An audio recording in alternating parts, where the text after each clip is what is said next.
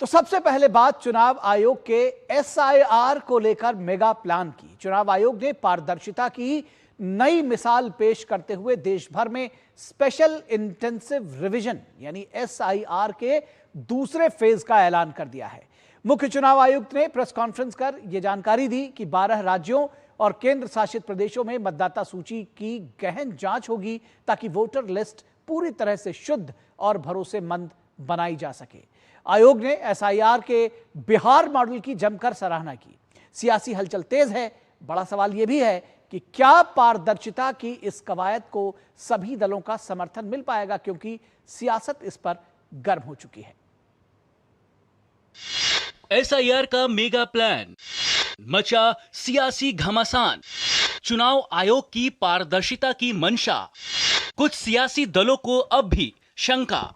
बिहार में एसआईआर को सफलतापूर्वक पूरा करा लेने के बाद चुनाव आयोग ने देश में एसआईआर के दूसरे फेज की घोषणा कर दी है। दूसरे चरण में देश के 12 राज्यों को एसआईआर के अंदर कवर किया जाएगा। इन 12 राज्यों में एसआईआर होने की घोषणा भारत के मुख्य निर्वाचन आयुक्त ने प्रेस कॉन्फ्रेंस में की। दूसरे चरण के अंतर्गत पश्चिम बंगाल, उत्तर प्रदेश, तमिलनाडु, राजस्थान, पुडुचेरी, मध्य प्रदेश, लक्षद्वीप, केरल, गुजरात, गोवा, छत्तीसगढ़ के अलावा अंडमान और निकोबार में एसआईआर प्रस्तावित है।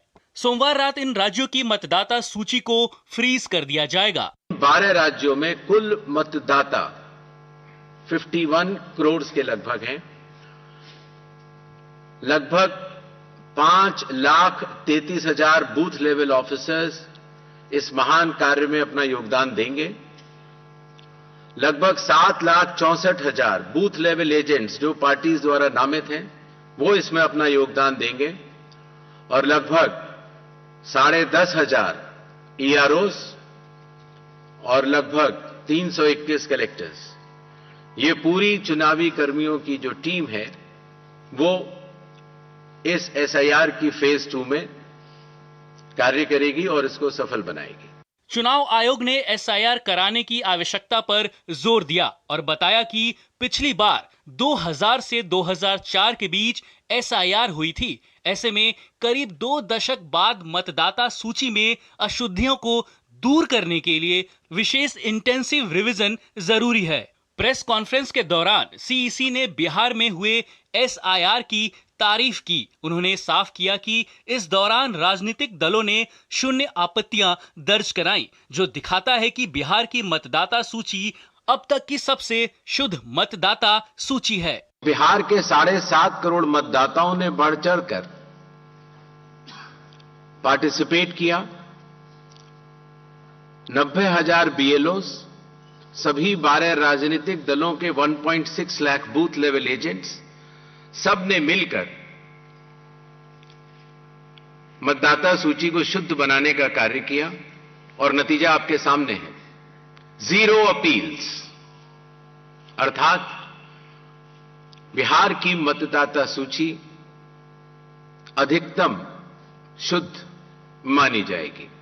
जिन मतदाताओं का मिलान 2002, 2003 या 2004 की मतदाता सूची से हो जाता है, उन्हें कोई भी डॉक्यूमेंट देने की जरूरत नहीं है। असम के लिए अलग से रिवीजन के आदेश जारी किए जाएंगे, क्योंकि वहां पर नागरिकता कानून की प्रक्रिया सुप्रीम कोर्ट के नेतृत्व में चल रही है और वह जल्द ही पूर्ण होने वाली है।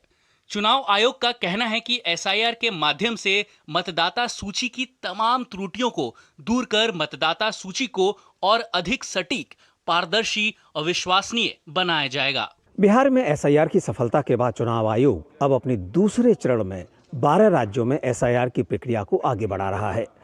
आयोग का दावा है कि अब इन 12 राज्यों में एसआईआर की प्रक्रिया बहुत सुलभ और आसानी से पूरी कर ली जाएगी, क्योंकि लिंकिंग का काम पहले ही पूरा हो चुका है। कैमरामैन मनोज के साथ ऋषि कुमार, डीडी न्यूज़, दिल्ली। तो ये थी चुनाव आयोग और उसको चुनावों को पारदर्शी बनाने की बात। लेकिन चुनाव आयोग की ओर से एसआईआर के ऐलान के बाद सियासी घमासान तेज हो गया है। बीजेपी ने जहां इसका स्वागत किया है, वहीं कांग्रेस समेत कई दलों ने इसका विरोध किया है। वोटर लिस्ट को साफ करने के लिए वोटर लिस्ट में जो मर गए हैं, चले गए हैं, उनका नाम काटना है, और जो अवैध हैं, विदेशी हैं, जो घुसपैठ है, उसका नाम हमारा सूची में नहीं हो सकता है। तो ये इतना अच्छा काम करे, इसमें तो सराहना करना चाहिए इलेक्शन कमीशन को। एसआईआर कराना एक ऐसे चुनाव आयोग द्वारा जिसकी मंशा, जिसकी नीयत, जिसकी क्रेडिबिलिटी पे बहुत बड़ा क्वेश्चन मार्क है। जाहिर सी बात है, लोग संतुष्ट नहीं है, विपक्ष संतुष्ट नहीं है, वोटर संतुष्ट नहीं है। तो सवाल यह जरूर पूछा जाएगा कि आखिर विपक्ष संतुष्ट क्यों नहीं है, क्योंकि अभी जो बिहार का एसआईआर हुआ है उसमें सवाल इतने ज्यादा वोटर्स की तरफ से पूछे नहीं गए हैं जितने जो राजनीतिक दल हैं वो पूछ रहे हैं। फिलहाल हम आपको बताते हैं कि ये वोटर लिस्ट का पुनरीक्षण जो है, पुनरीक्षण दरअसल ये होता क्या है और क्यों ये जरूरी है। ये एक ऐसी प्रक्रिया है जिसमें मतदाता सूची को अपडेट किया जाता है और उसको सटीक बनाया जाता है। उसमें कोई भी जो त्रुटियां होती हैं उनको दूर किया जाता है और अपडेट किया जाता है। मतदाता सूची में नए योग्य मतदाताओं के नाम जोड़े जाते हैं। जो भी 18 वर्ष से ऊपर लोग हो जाते हैं उनके नाम जोड़े जाते हैं। गलत, अप्रासंगिक और अयोग्य एंट्री को हटाया जाता है, यानी कि जो लोग उसमें गलत तरीके से अगर किसी का नाम है तो उसको हटाया जाता है। उसके कई वजह हो सकती है कि क्यों उनको हटाया जा रहा है। मौजूदा मतदाताओं के विवरण जैसे नाम, पता या फिर उनके जो दूसरे एंट्रीज हैं उसको दुरुस्त किया जाता है और अन्य जानकारी को ठीक किया जाता है, जिसपे कई बार लोगों का पता बदल जाता है, वो रहते उसी विधानसभा क्षेत्र में है, या नाम में अगर कोई डिस्क्रिपेंसी आ गई तो उसको ठीक किया जाता है। तो ये सारी चीजें जो वोटर लिस्ट पुनरीक्षण के साथ में और हर योग्य मतदाता को मतदान करने का अवसर प्रदान करने के लिए बेहद अहम है। यानी लोकतंत्र को मजबूत करने की बात होती है कि हर जो मतदाता है वो वोट जाकर अपना कर सके। बूथ लेवल ऑफिसर महत्वपूर्ण भूमिका निभाते हैं। इसमें जब पुनरीक्षण होता है तो बूथ लेवल ऑफिसर, बीएलओ जो है, उनकी महत्वपूर्ण भूमिका है। बीएलओ मतदाताओं के घर घर जाकर जानकारी एकत्रित करते हैं। वो डोर टू डोर जाते हैं और जानकारी एकत्रित करते हैं और इसके साथ ही साथ दस्तावेजों की जांच करते हैं। जो 12 दस्तावेज अभी फिलहाल जिसमें आधार भी शामिल किया गया है, उसके साथ में वो उनको चेक करते हैं और उसके आधार पर देखते हैं कि क्या चीज गलत है, क्या गलत सही है। मतदाता ऑनलाइन या ऑफलाइन फॉर्म जैसे कि फॉर्म 6, 7 या 8 उसको भर सकते हैं। इसको वो ऑनलाइन भी भर सकते हैं और ऑफलाइन फॉर्म भी डाउनलोड करके भर के और उसको जमा कर सकते हैं और इस प्रक्रिया में शामिल हो सकते हैं, इसका हिस्सा हो सकते हैं अगर उनको अपने नाम में या अपने चीजों में कोई चीज चेंज करानी है। तो ये हुई वोटर पुनरीक्षण की बात। अब अगर हम इसके प्रकार की बात करें तो विशेष संक्षिप्त पुनरीक्षण, जिसको SSR कहते हैं, summary revision, special summary revision, नियमित प्रक्रिया है जिसमें मतदाता सूची को छोटे स्तर पर अपडेट किया जाता है। यानी कि विधानसभा स्तर पर या लोकसभा स्तर पर हर बार आप देखते होंगे कि सूची में कुछ वोटरों के नाम जुड़ते हैं, कुछ के कटते हैं और उसको छोटे लेवल पर अपडेट किया जाता रहता है। नए मतदाताओं का रजिस्ट्रेशन होता है, उसमें नाम हटाना और विवरण में सुधार जैसे कार्य होते हैं। विवरण में सुधार यानी कि पता और दूसरी जो चीजें हैं वो उसमें ठीक की जा सकती है। एज भी उसमें शामिल है।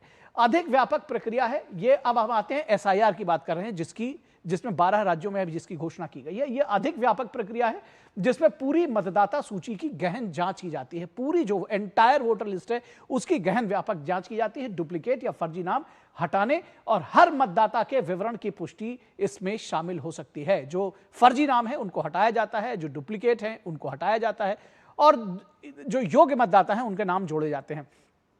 1951 से 2004 तक देश में 8 बार SIR हो चुकी है, यानी कि 21 वर्ष पहले, इससे पहले SIR हुई थी। और चुनाव आयोग का कहना है कि इन पिछले 20-21 सालों में बहुत ज्यादा मूवमेंट हुआ है, बहुत सारा मतदाता इधर से उधर गया है, तो ये अब करना इसका जरूरी है। बिहार के लिए विशेष गहन पुनरीक्षण का काम 30 सितंबर 2025 को सफलतापूर्वक चुनाव आयोग ने पूरा किया है। चुनाव आयोग की देश के 12 राज्यों, केंद्र शासित राज्यों में SIR कराने की घोषणा है, जिसके विषय में हम आपको विस्तार से अभी खबर भी दिखाई कि इसको वो जारी करने जा रही है। अब इसका उद्देश्य क्या है, मकसद क्या है, ये भी बता देते हैं। मतदाता सूची सटीक हो सके, अपडेटेड हो सके और निष्पक्ष हो। सबसे बड़ी बात है, जब हम लोकतंत्र की बात करते हैं तो चुनाव आयोग निष्पक्षता की बात करता है। स्वतंत्र और पारदर्शी चुनाव प्रक्रिया हो सके, यानी कि जो पूरी चुनाव प्रक्रिया है वो ट्रांसपेरेंट बन सके और स्वतंत्र हो। इसके साथ ही साथ जब हम सभी पात्र नागरिकों के नाम इस मतदाता सूची में शामिल किए जाए, सभी पात्र जो भी योग्य हैं, 18 वर्ष से ऊपर हैं, भारत के नागरिक हैं, वो इसमें शामिल हो सके। अयोग्य मतदाता सूची में शामिल ना हो। और चुनाव आयोग का भी यही कहना है कि कोई भी योग्य मतदाता छूटे ना और कोई भी अयोग्य मतदाता उसका नाम इस सूची में शामिल ना हो। यह है SIR का उद्देश्य। और इसके साथ ही साथ मतदाताओं के नाम जोड़ने या हटाने की प्रक्रिया पारदर्शी हो और उसमें चैलेंज करने तक का अधिकार है, जैसा कि बिहार के मामले में आपने देखा होगा। तो ये एक बेहद जिसको कहते हैं कि बहुत महत्वपूर्ण प्रक्रिया रही है और यही आज हमारी विशेष चर्चा का विषय भी रहेगा। आज हम